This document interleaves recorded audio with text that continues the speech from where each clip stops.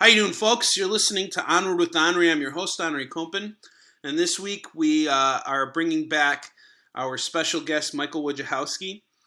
And one of the great things about being involved in a business you love, in an industry you love, is talking to other people that enjoy it as fans and being able to kind of learn from what else is out there, sharing opinions, sharing experiences, and that's all part of growth. So if you have friends that you kind of nerd out with, and in order to, and you feel like after having those conversations, you're kind of like putting stuff together, that's a very good thing, and you should never be discouraged from doing that. And that's part of the fun also of going to Comic-Con and interacting with your fans and stuff like that, is being able to talk to them about things that you enjoy, outside of your own work. Michael and I have been friends for over a decade now, and we consistently have these conversations, and we always talk about things that we're into.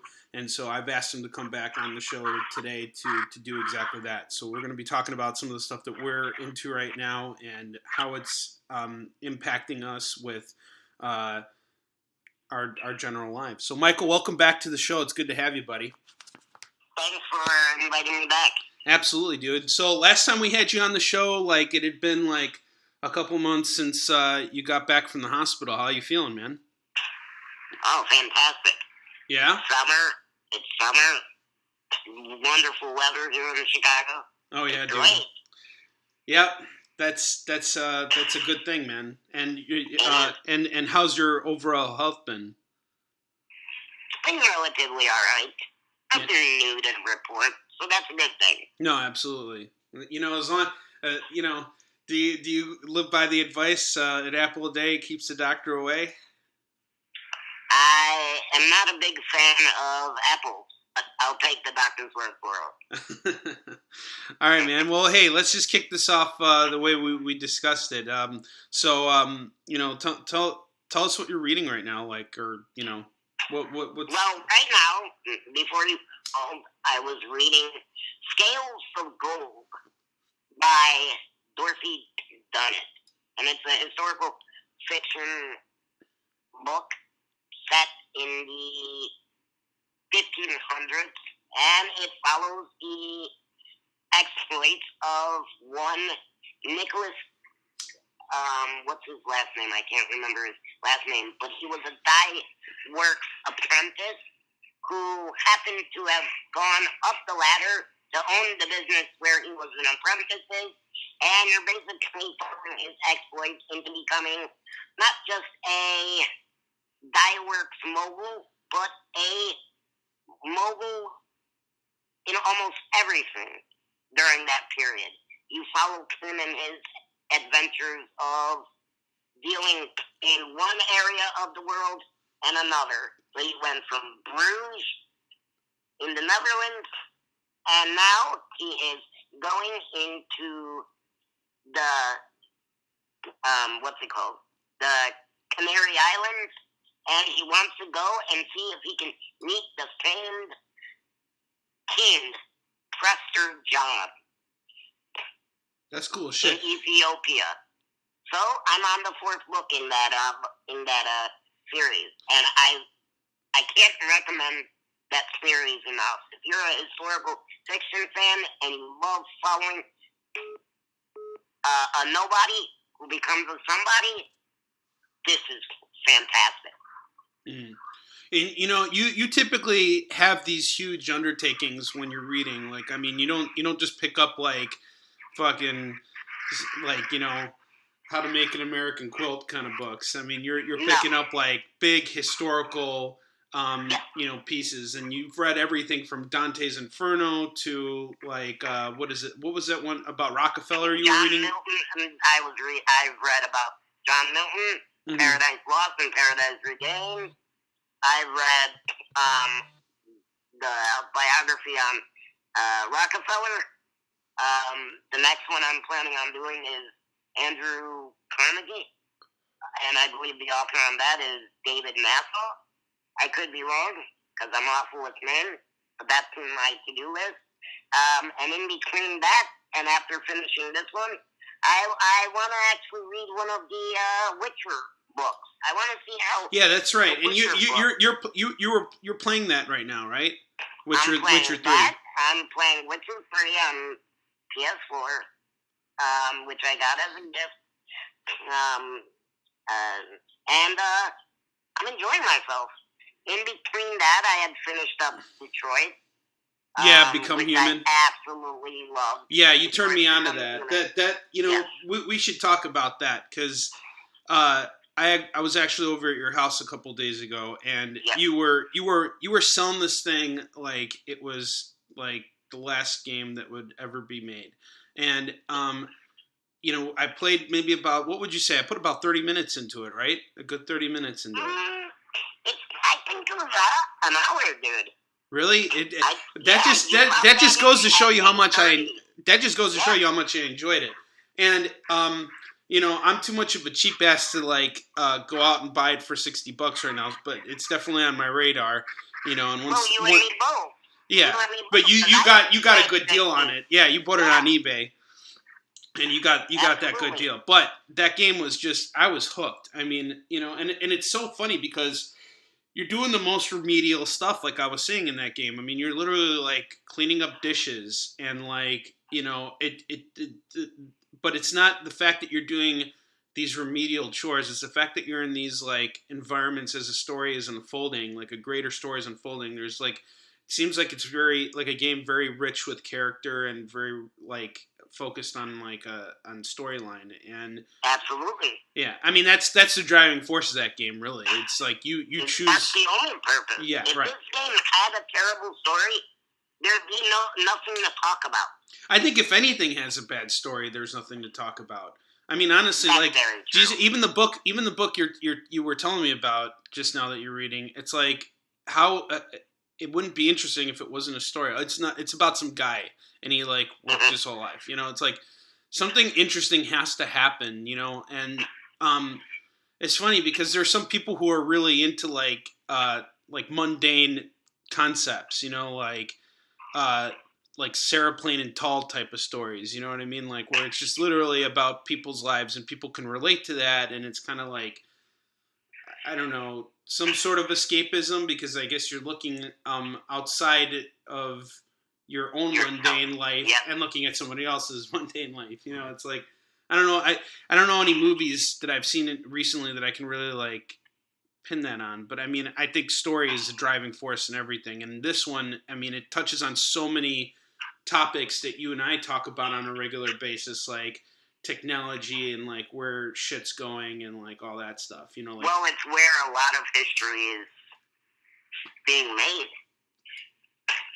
for all of our talk about like sex robots, right? Because it seems like that. Dude, I fucking want to buy one of those motherfucking things so bad. The second that shit goes mass market, I am fucking buying one. That is. Well, let me ask you something. That's interesting you say that. Could you actually see yourself fucking one? Can I be completely honest with you? Yes. Yes, I fucking do. No, but wait. What would that robot have to be in order for you to consider fucking it? Because how sentient does the thing have to be for it to break the realistic barrier with you? Because if you wanted to, there is nothing stopping you right now from fucking a robot. Well, without getting into, boundaries where I give out too much information to the general public, all I will say is I think that it's, as you read these kinds of articles, a lot of marriages, not saying that mine is like this, but a lot of marriages as people get older, and this is something that like, I think everybody has a different experience with this, but when you're married to someone, you're living with the same person every day and you're committed to that person 100%. And, having sex with a robot, I guess, is safer. And it's also not like I'm having a relationship with the robot. I'm just, But what's safer about it? I'm sorry to cut you off, but what's safer about it? there ain't no STDs that can come from it. You know, it's like when you are out there, you know, I think you think really wrong. You could get an STD from banging a robot. Absolutely. Okay, fuck that shit. I don't need it anymore. I'm all done. If they have an anti-STD robot, sex robot, I will fucking get it. You're hoping that the owner of, let's say, a brothel, right, where you go to, and you can choose. I don't go to no brothels, man. You know, I'm a good husband, motherfucker. But okay, in this universe, okay, let's say you wanted to get one. Would you personally buy one for home use, or would you go somewhere to do the deed? That's first and foremost. Yeah, and I mean, it depends on. I mean, these sex robots, their whole purpose, I don't think, is to have deep relationships with you. It's literally to just. That's really? why I started this conversation, because I started it off with asking you, how sentient does the robot have to be for you to feel okay fucking it? Because again, you can have. I don't really need it to be like, you know, asking me how my day went and all that shit. I don't need. Because the most recent article I read, it was a husband and wife couple. Okay. Who were creating AI for these sex robots, which would replicate a relationship. So she would develop yes and no sorts of moods where she would be. There'd be there is no in my situation with my sex robot. My sex robot is just like straight up, hey, let's just get this done, and then you can go about your shit, and I'll like go back to like downloading information off of Google. Because they to be like more to be even more about. Sexy for you the next time we have robot human sex. Right. And then like one day I'll be like 85 years old, and this fucking thing will like be like the T-1000, and will like totally chop my head off, and I can say I got killed by a robot. Absolutely. You know, sometimes I have. You'll be asphyxiated by it. But like, it'll just crush you. It'll crush you. It'll take on shape of big Russian woman and crush you. I must crush you. Well, you know, that's interesting. You know that you're you know, from one aspect you're reading like historical fiction, and then you know when it comes to games you're playing something as about the future. About the future, but I mean, you know, Witcher's really what's been taking up your time. But I mean, you know, Witcher has, that was a nice escape. Are you? How far are you in Detroit. that? Not far at all. If I were to actually look at it, I'm not far at all because you know, I mean, you and I both know people who've put 60. 80. Yeah, I know some people. I'm gonna have to make a shout out to my buddy Kurt right now, who put like fucking 30 like plus years into that game. And he was actually really relieved when he finished it, and then from there he went on to God of War, which you know, I haven't played Witcher 3. That is amazing. Because usually when I get done with such an adventure, I'm going to a hack and slash. I want guns. See, but I think this God of War, you know, I was expecting a hack and slash because that's what I was used to with God of War. I didn't read all the information about how much different this. I wouldn't say different. I mean, in a lot of ways, it's a departure because we're talking about games. So I'm playing. You already know this, but our audience doesn't. I'm playing. Yeah, tell the audience. So I finished. I played the new God of War on PS4. I beat the whole thing, or just the campaign, and then I decided to go back and play the old God of War trilogy, starting with the PS2 ones. And I finished the first one on Saturday. No, Sunday. Yesterday. I finished it yesterday, and that was a phenomenal fucking game. I mean, I was telling you the whole time. You know, that game holds its own, and it's truly a timeless classic in terms of like video games. Like, the graphics, they're dated, sure, because I mean it's a 12-year-old game, but I mean still, man, that shit fucking held up, and the combat was great, the storyline was great, and it's like they set up so many great things for what God was. of War was 2006. Was it 2006? I thought it was 2005. I thought number then 2 that was. Makes it 13. That makes it 13 years old. Yeah, dude, that game's. Time flies, man. Yeah, dude, I'm telling you, it is an old game, but it's still like set the tone for how so many hack and slash games Look at the went doors afterwards. that it opened afterwards. Oh, absolutely. And the Castlevania. And how many other games were the hack and slash like clones that came afterwards? Yeah. Well, I mean, I was just about to get into that. Like the new, or not, it's not new anymore, but the latest iteration of Castlevania borrowed a lot from the old God of War games, but the new God of War actually borrowed some stuff from Castlevania, like that time blocking stuff. That all came from Castlevania, like where you time your block and then you'd have a chance to like go in and attack your opponent. Like that all came from that, and that was that had a really good story to it, and I'm glad that they managed to get it out. But I'm at the part now. I'm not playing God of War 2. I started that yesterday, and I'm at the part where Zeus betrays Kratos, and a lot of people have forgotten that game, but it's really nice when you can go back in time and see how something played out from beginning to end, and you see that they set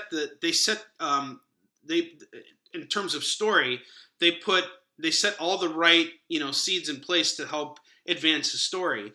And in my opinion, God of War has one of the most developed stories in games today. Like we talked about how kind of base the first trilogy was, like in terms of like, here's this guy who's just really pissed and he just wants to tear everything down. But what I really liked about it, and what really advances it, particularly in the third game, is that you see the repercussions of what he does. And I really like how they've kind of found a way to keep the series alive and rooted in its traditions with the new PS4 game, because even though it's not a hack and slash, it still borrows from a lot of the stuff that they did with the original. And remember, one of our small gripes with the latest PS4 game was that you didn't get that many weapons, but actually you only got 2 weapons in the first game too. So I mean, that in the original PS2 game. Oh, so are you assuming that they're just pretty much gonna follow in the same footsteps with the next one? Well, I think it's they've really advanced everything now, because even Kratos himself is different. He has this obligation as a father in this new series, so he's not like this guy who's always pissed all the time. He's actually kind of like fighting for his son, for something greater. That's a good way to put it. His wife and her memory and legacy, as well as his son, and as well as his own. There's a lot more. There's a lot more, and I think that we only got like a piece of something that's going to be part of a much bigger, a much grander piece. Like once they get to that, once they complete that next trilogy, I assume they're going to like tackle everything, and then they're probably going to move on to something else. And what's interesting is they touch upon that in the original God of War game, because they stated at the very end of the first God of War, they stated that whenever anybody went to war, it was Kratos' hand that was guiding them. And even though he was stripped of his powers as the God of War after the second game, and became like just the destroyer of everything afterwards. Yeah. His legacy as this like guy who brings about war, is definitely carried on. Yeah, it carries on onto different mythologies. So like I think that's pretty cool. So that's why they could go into other mythologies. And absolutely. That's why they should. That's why they should. I noticed already that they were hinting at Anubis and Egypt. That's interesting. I would not be surprised if it was going to be set in Egypt as well. Well, here's the thing I will say about it. God of War is definitely a more deliberate game franchise than, say, something like Assassin's Creed, where it's like, we need a new Assassin's Creed game, stat. What haven't we done yet? And they've basically been using, historical, moments in history to kind of like create the world around them, or whatever the game is going to be. But it's not really. I haven't played an Assassin's Creed game in like forever. I think the last one. Yeah, your last one was number 2, right? Yes, it was actually, and I like number 2. I like number 2's scope and geography. That was all really well done, but I just never had the. You never got into the series. Nah, I mean, I followed it. I've always followed it because I'm into history, and like I'm always curious to see what you can do with history. Because I was thinking about this today. I was packaging up books for San Diego Comic-Con, and I was in my warehouse all day, like fucking going through boxes and shit. And I was thinking about this, like the book I'm reading right now is it's really fantastic. It's called The Forensic Comicologist, and it was written by a comic book dealer. His name is Jamie Newbold. He's who I set up with at San Diego Comic-Con every year with.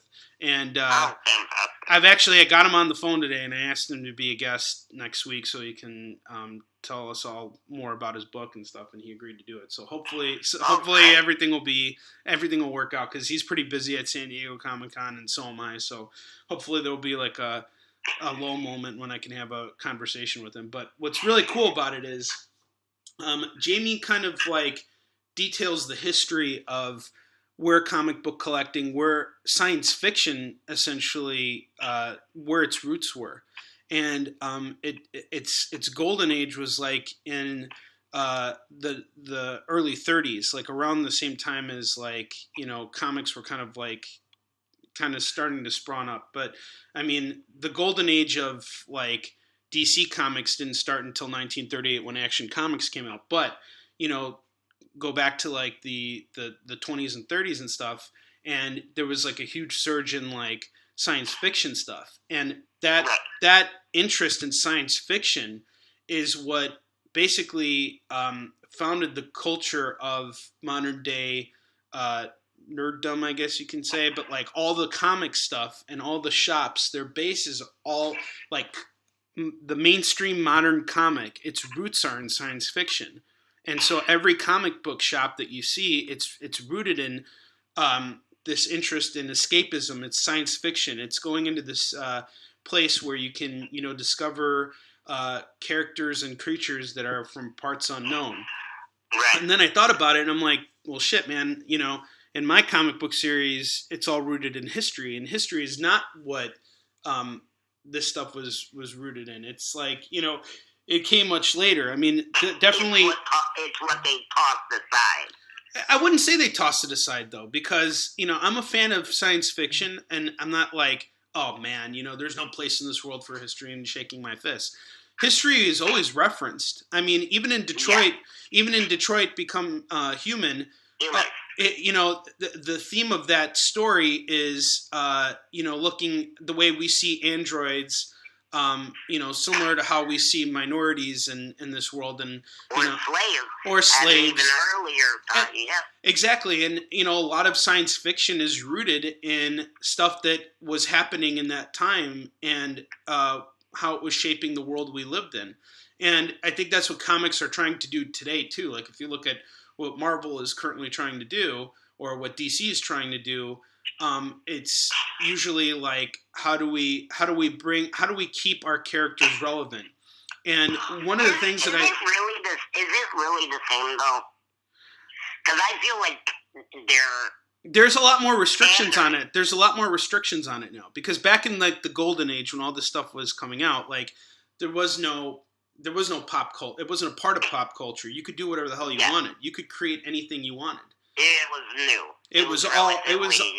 It was brand spanking new, and and that's what Jamie talks about in his book. I mean, the stuff that he saw in comics was, you couldn't even fathom it one day being on the big screen. It was just so fantastic and so like, you know, so amazing and so many different things.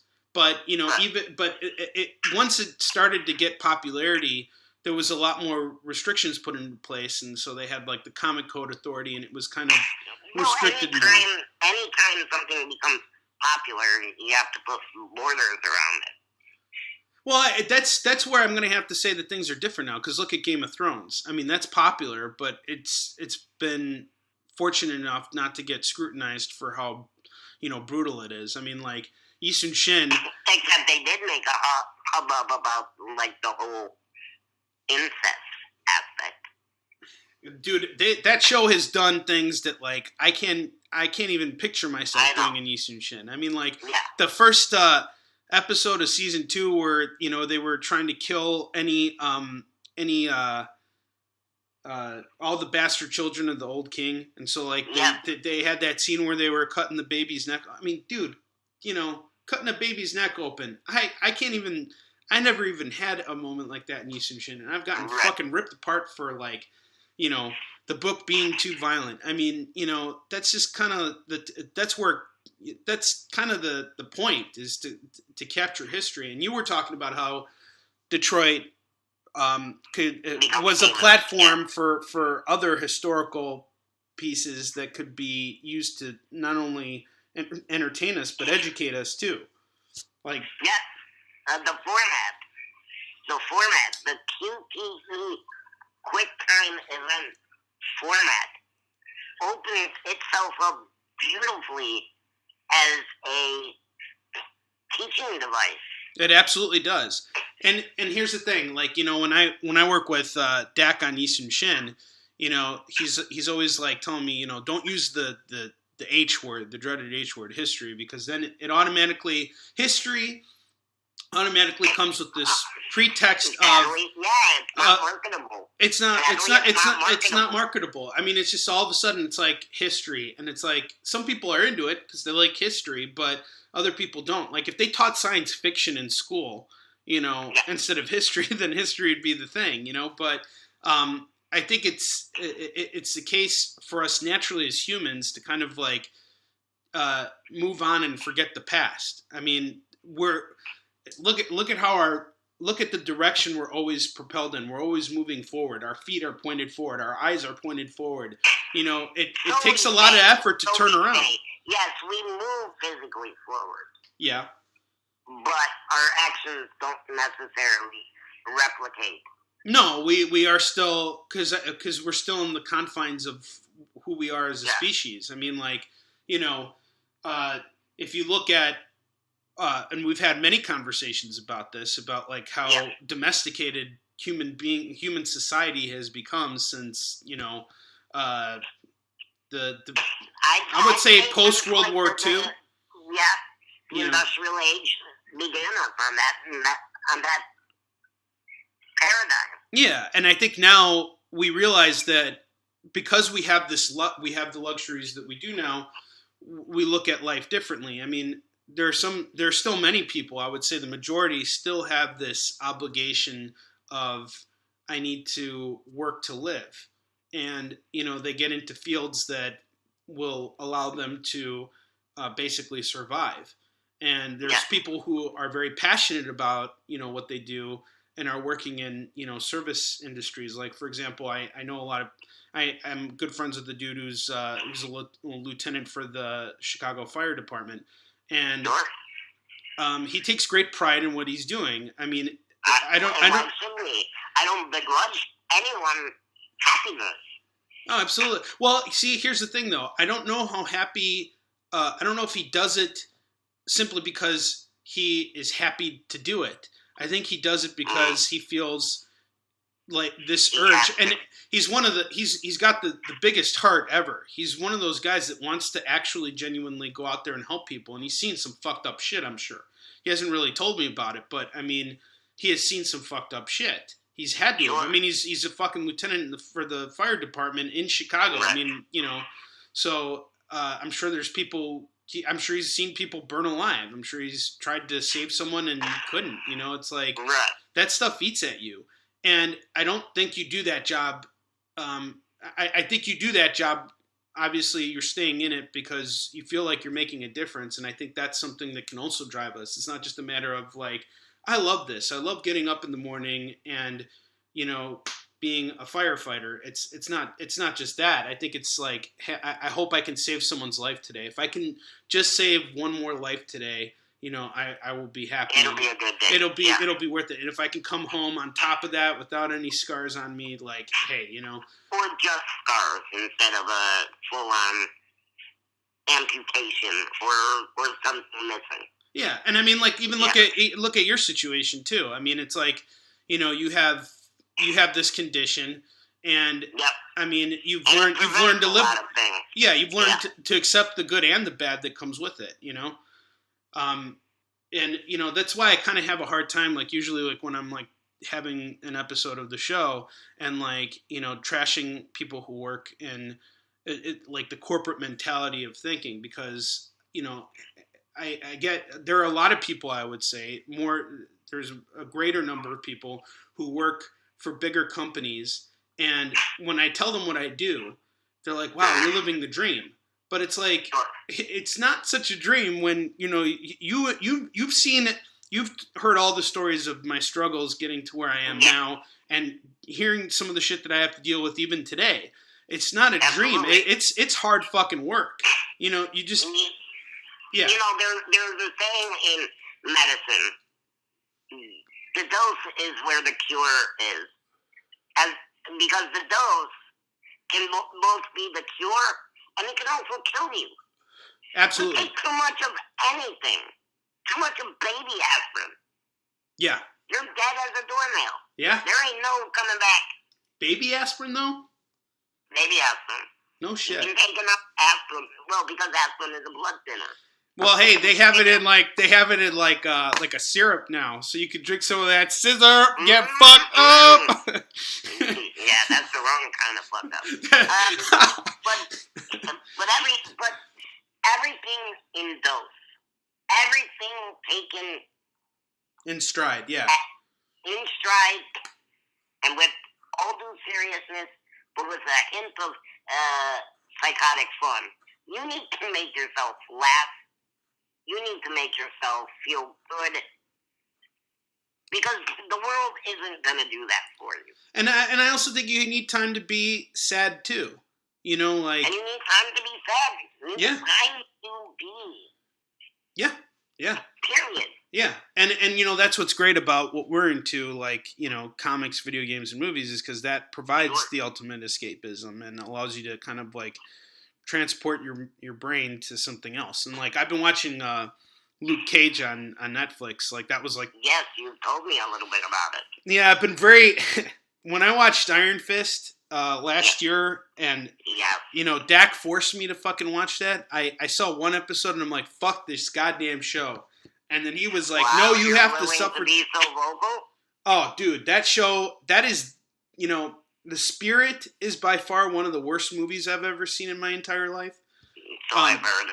Yeah, you know, I forced myself to watch it after reading that Eisner Miller book that I read last year. And I had to understand how Frank Miller could do that to Will Eisner. And that was by far the worst movie I've ever seen. Iron Fist is by far the worst TV show I've ever seen. I mean, do you think he's justified?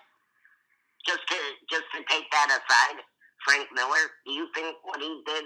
He looks back and says he did well?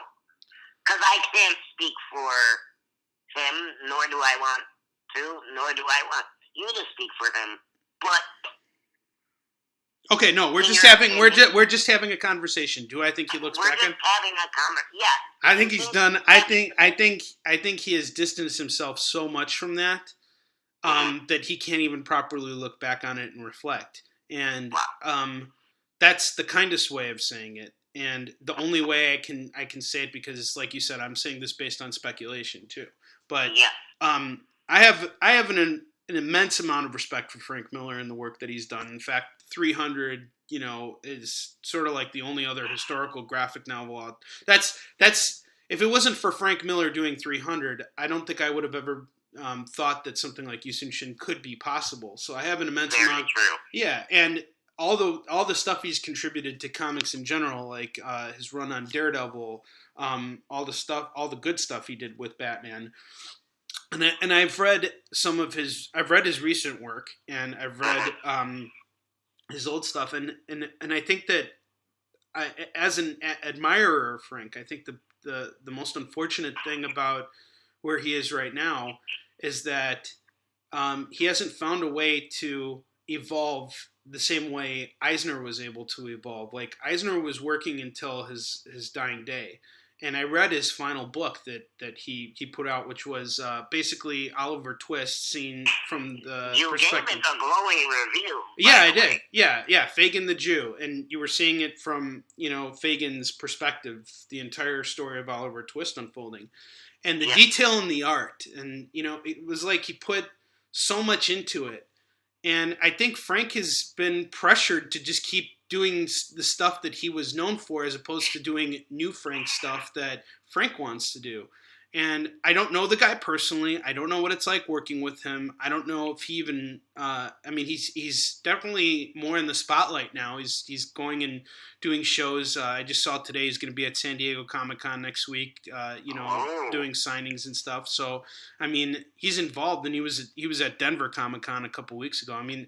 I have nothing but respect for that guy. If I ever have the chance to meet him, I will fucking bow down before that guy. He is the fucking man.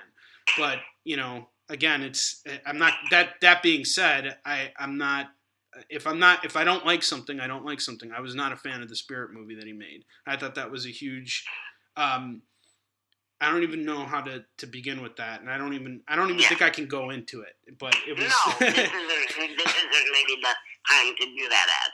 So that's fair. But even as a casual comic book reader, I have to say that his stuff, when it's good, it's mind blowing. Yeah. He's good. Yeah, and look, every creator has done shit.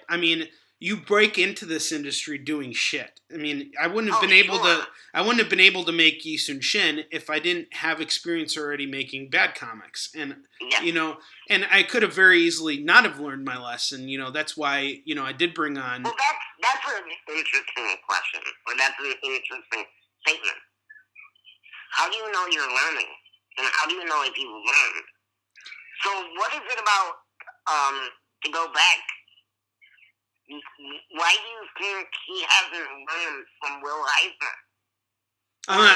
I wouldn't say he didn't learn from Will Eisner. I think he's learned a lot from Will Eisner.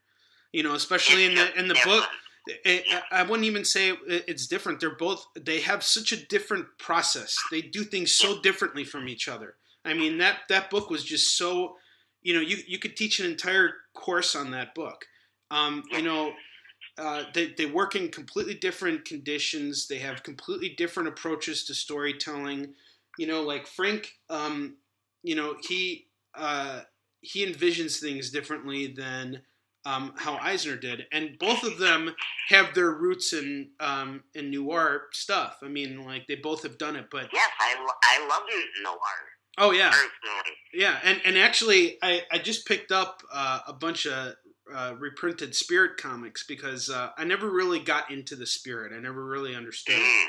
And when Dak was in town a couple weeks ago, we went and visited a couple comic shops, and he was like, "You should get some old Spirit comics that are in black and white, because if you get the newest stuff, it's all colored, and the coloring jobs aren't always really well done. It kind of saturates the art."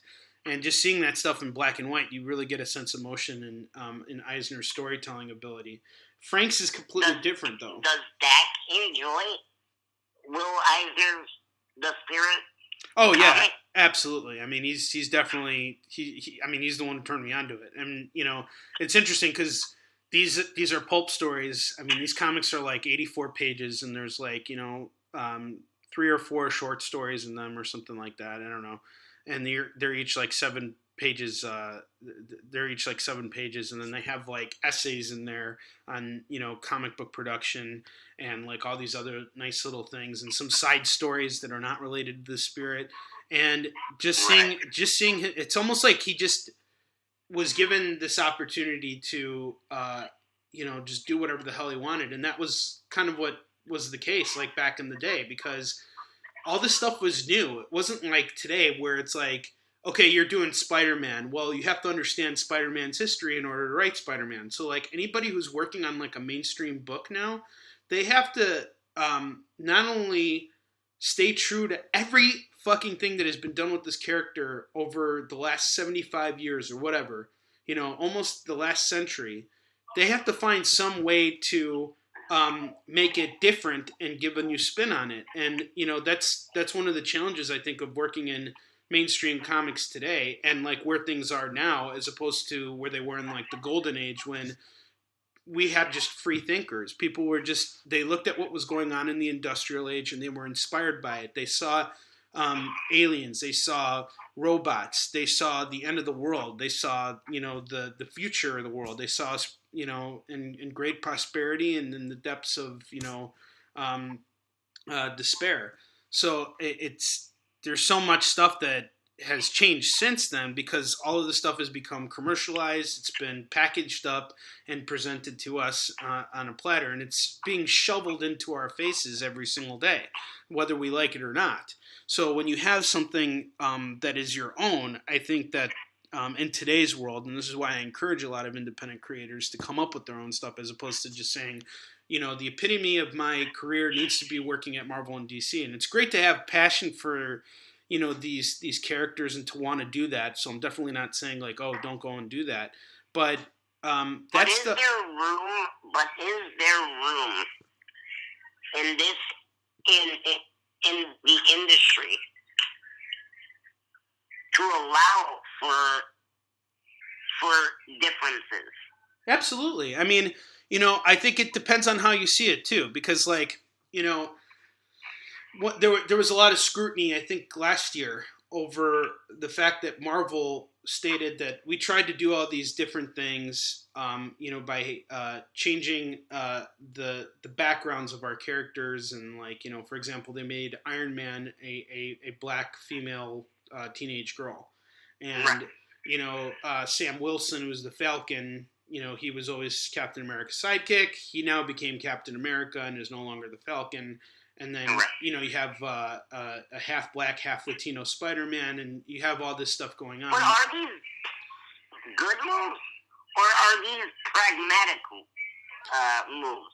I think it's a little bit of both. I mean, it's pragmatic in the sense that you need new stuff, and these characters are getting old, and it's getting hard to mess with them and keep audiences happy. So it's interesting to introduce new characters because if you can do them right, well, then you can add to it.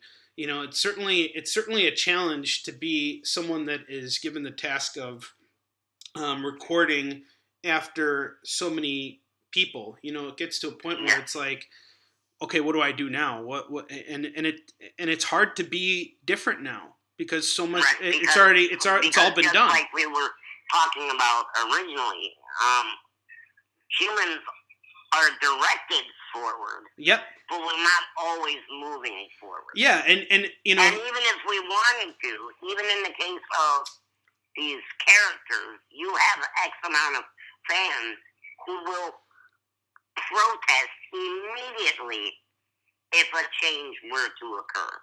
Well, of course. I mean, look at Star Wars. Look at Star Wars and how that has gotten butchered up. I mean, you and I. Well, you and I are of the same belief that there should never have been any new movies, and if they were going to do new movies, they should have just never involved the old cast and just said fuck whatever. Yeah, just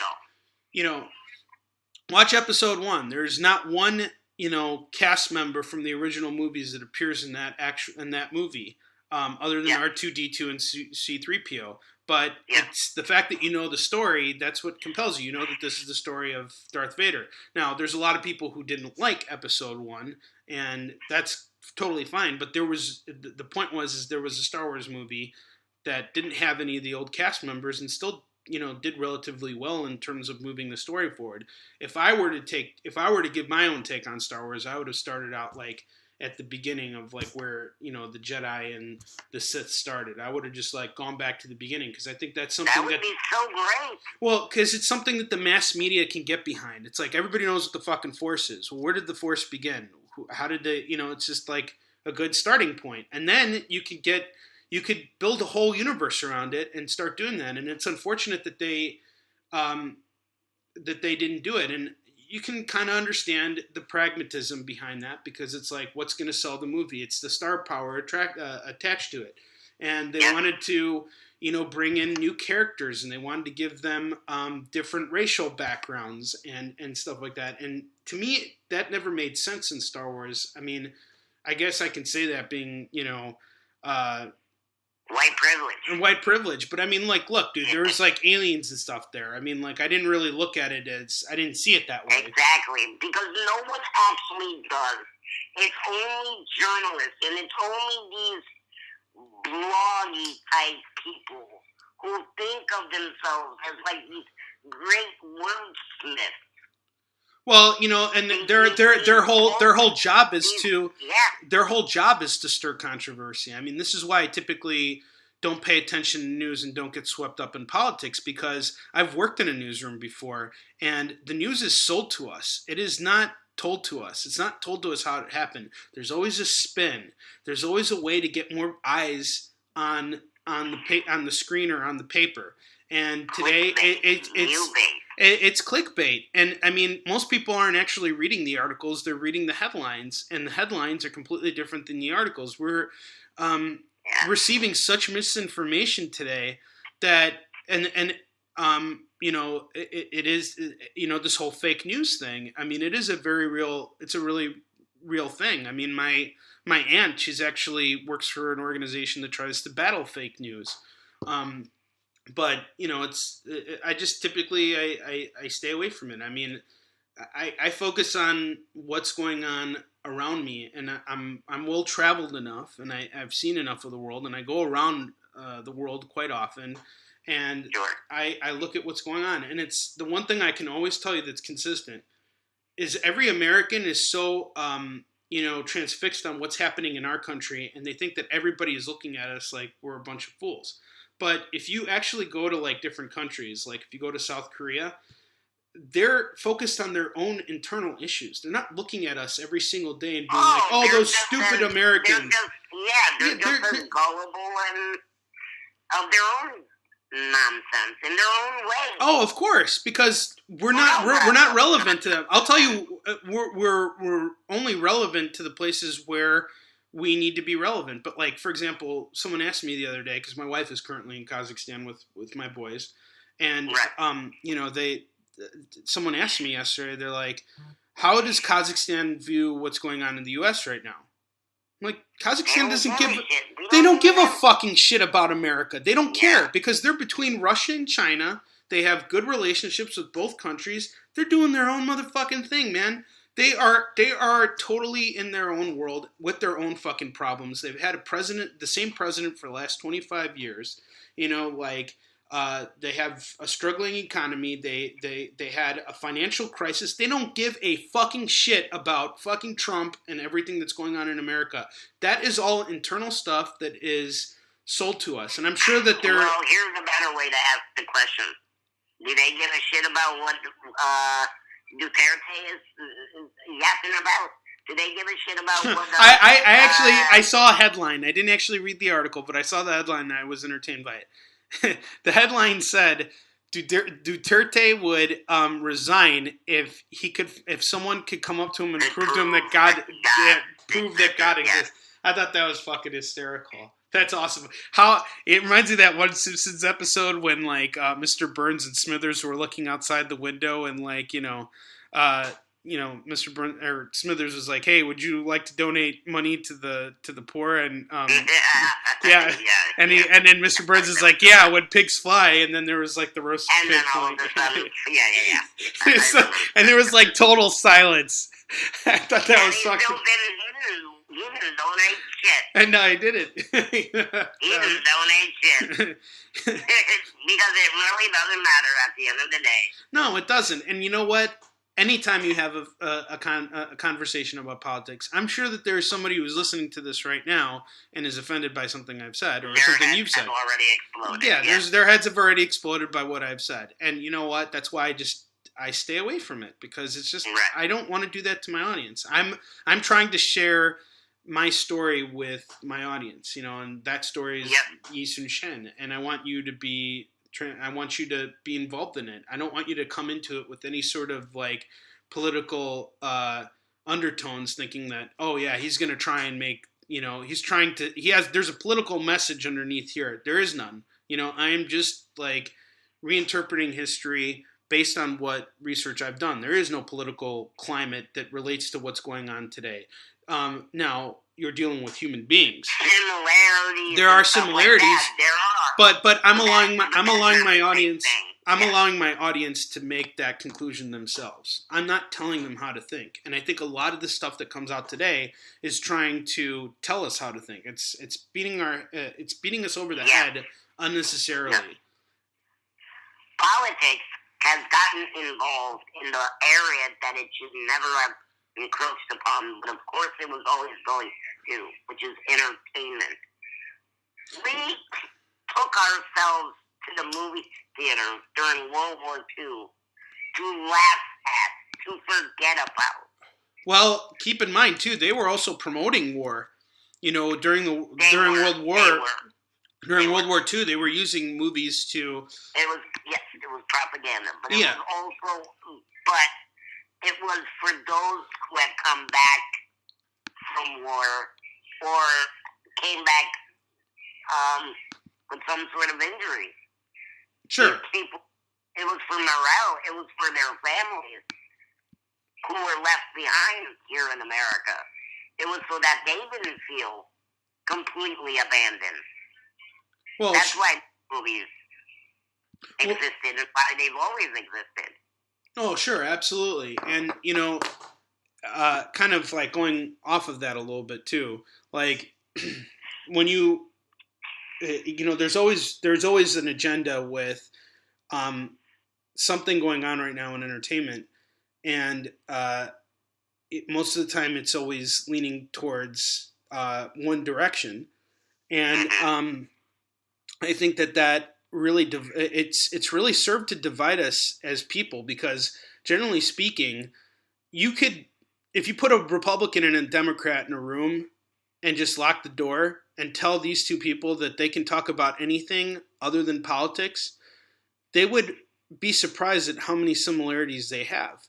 And a lot of people are like, oh no, that couldn't possibly be true. Well, I'm telling you it is, because I interact with people. I interact with so many people. I have hand sold over 80,000 comic books over the last 8 years. And I'm telling you, I've seen people of all sizes, shapes, backgrounds, genders, transgenders, everything, right?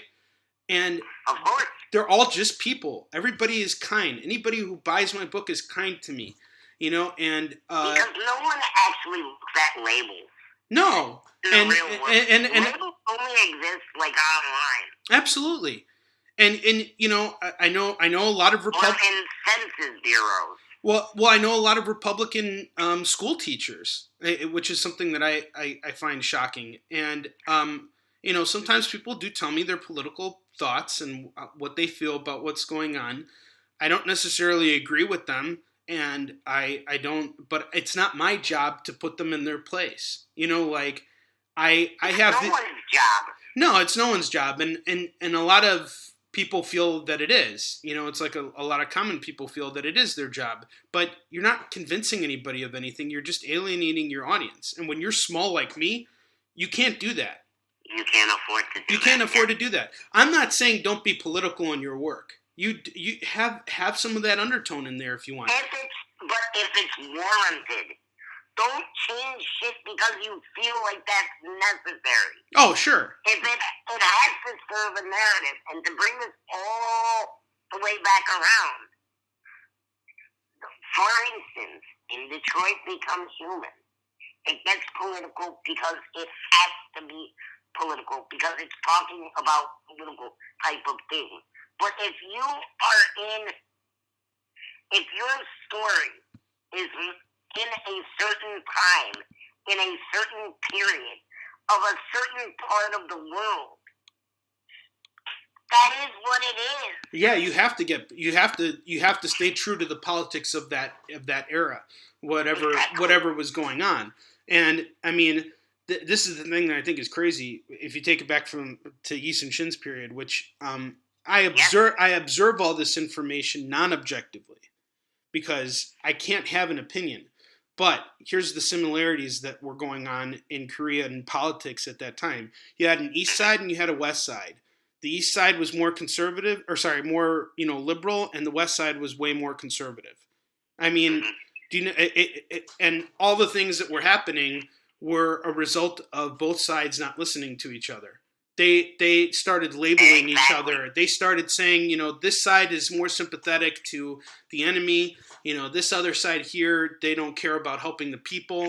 And when you, it's the same. It's the same problem. What happened? Yeah. Well, but talk about how people haven't changed. In this way, we have not changed. We still think the same way. It's always an A versus B thing. We can't ever see that, hey, you know what? A's got some good points to it. B's got some good points to it too. Let's figure out a way to meet each other in the middle. And I mean, that's a very difficult thing to ask us to do because I know that we live in a monogamous. It's difficult, but it's not impossible. It's not impossible. But look, we live in a very monogamous world, right? Where we're encouraged to get married and be with one person for the rest of our lives. Well, now not so much. Now it's changed. But I mean, when you look at our species, if you trace back, the concept of mother and father has always been around. It wasn't like my 3 mothers and my 5 fathers. It was never that. That's abnormal. The concept of family is mother, father, children, right? And and passing on to generations, But I think now I think that we've always been forced into this life of we must be monogamous because it's written in our DNA to be monogamous if you think about it because. Well, I don't know how much you're reading, but actually they're saying that the opposite is true. Okay, well, I can tell you this as a guy, as a man with a sex drive, I can't help but look at other attractive women, but okay. I choose and that's my DNA. Women will say likewise. Yeah, well, there are some women who will say the same as well. Of course, I'm not just gonna, I'm speaking for myself here, not for everybody. Oh, okay. Yeah. But when we're I guess you can say tempted or whatever, but it's written in our DNA that if I didn't have this monogamous obligation, my my instincts would be to want to have intercourse with as many women as possible so that I could spread my seed out as much as possible. It's like that's one of our, that's what being human is. But then there's this other side of me. There's this other side of me that's in debt, or that's dutiful. I'm a father and I'm a husband, and I have an obligation. You're honor bound. Yeah, I'm honor bound by my family, absolutely, by my family's reputation, by my children's reputation, and all that stuff, and my parents' reputation. It's like you have that obligation too, and I think everybody kind of battles that. There's always these two sides that we're battling within ourselves, and I wouldn't even say two sides. I would say it's multiple things. And you see that's also something that's inputted into our DNA is this A versus B thing. I just turned it into an A versus B thing. I didn't even want to. Like we can have so many conflicts going on in our brains at once. And I think what makes for good storytelling in today's world is when we can pick up on all the different kinds of conflicts that we're capable of having and go in unpredictable directions, not in the direction that we're like forced to go into because we're we have some trying obligation. To appeal to some Yeah. or some party. Yeah. Whatever. Yeah. And that's the thing. Like, I think independent comics in general get kind of like looked down upon because we don't have the budgets and the know-how that, like, the established big companies have. But this is what's great about what Yisun Shin has proven over the years, is that it is possible for a book that's independent to look just as good as any mainstream book. All you need to do is just find the right people that are working to work with. Yeah. And people who have experience, who can show you. And you asked me earlier, how do you know if you're learning? You know if you're learning if you find someone to mentor you. And the one thing that's really difficult for a lot of independent creators is finding that mentorship, because they go to school and they get their educations, and especially if you want to work in comics full time, there's no opportunity waiting for you out there as a writer. You have to self-publish. Like, everybody's done it. Everybody I know who has broken into comics has had to get something published or deal with someone, on the self-publishing route, and has had to learn this business from the ground up. And, it's just something, it's good to know either way when you get bigger, like, you suddenly have this wellspring of knowledge from stuff that you picked up along the way. And we all start at the same place too. That's the one thing. You don't feel cheated by your education, that they sort of sold you a lie that, you can find any job out there once you get this. Yeah, but they never did that in my school. I mean, I graduated. That's very good. Yeah, I mean, they basically, if anything, prepared me for. And here was the thing: the majority of people that I did graduate with, they were they had already given up by senior year, because they knew that once they graduated, that they would have to have real jobs. 9 to 5. Yeah, they would need to have the 9 to 5 thing. And I graduated knowing that I would have the 9 to 5 thing, but I always knew that was a means to an end. That was not what I was ready to settle for. And I think it takes a specific type of personality to be able to distinguish that. And there are many people who are doing this full time now who would agree with that. I mean, it's like something had, one of the top guys in comics right now, Tom King, he was a CIA agent.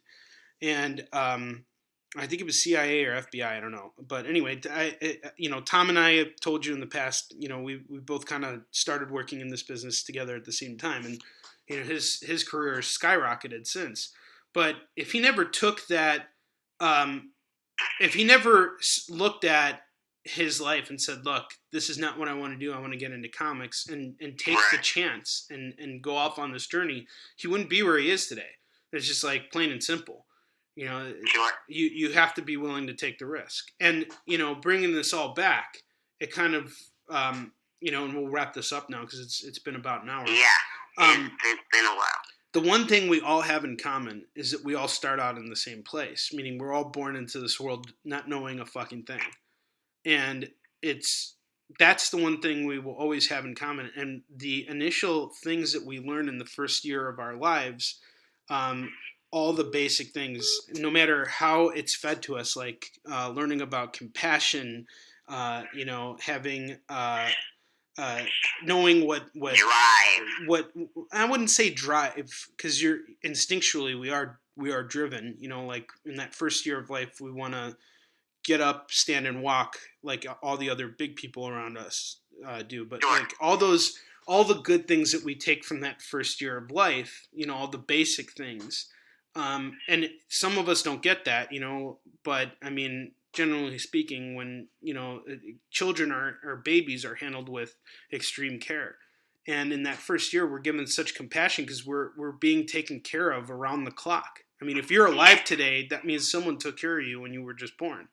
So someone cared enough to get you to a point where you can do things for yourself. Stand on your own. Yeah. So, when you look at that, it just kind of shows you that we really are all the same. And, we may have developed feelings of hatred towards another race or another people or people who are not like-minded like us. But the fact of the matter is that that's all taught to us. That's not something that we're born with. So we learned it along the way. Yeah, we learned along the way. So if we learned it, it can be unlearned. I wouldn't say that it can necessarily be unlearned. Why do you need to unlearn it? I mean, someone who hates... It can be mitigated. It can be mitigated, maybe. But, I mean, here's the thing. That's us trying to change someone. Like, for example, Right. Someone who, who is hateful towards someone has their reasons for hating those people. You can't take that away from them. They have to come to that conclusion themselves, and that's why I don't think it's. And by shouting them down or calling them stupid or not, you're reinforcing their hate. You're reinforcing their hatred even more. You're giving them even more cause to hate. This is why the Antifas of the movement of the world. This is why when we constrict talk, comes back to bite us in the ass. Yeah, absolutely. Because if an idea is stupid, the rest of society will do the work for you. Then shut them out. For sure. Absolutely. The All right. marketplace of ideas is plentiful. And if a stupid idea exists, they'll get rid of it in a heartbeat. I agree. Dude, you need to come back on the show. We need to do this again. We're at the point where we need to wrap up now. So thank you again for coming on the show. Problem. This was exactly what we wanted. Stick on the phone with me for a minute. I'm just going to wrap this up. Yeah, right? no problem. Folks, okay. Thank you so much for tuning in to this week's episode. Go out there, read books, read comics, watch movies, support the arts, and talk about it. That's what it's meant. That's what it's meant for. And I'll see you guys next week. I'm going to be having Jamie Newbold, author of The Forensic Comicologist, on the show, hopefully. And he's going to talk about his new book and, tell us all of his knowledge of comic book collecting. So we'll see you next week. Until then, onward to victory.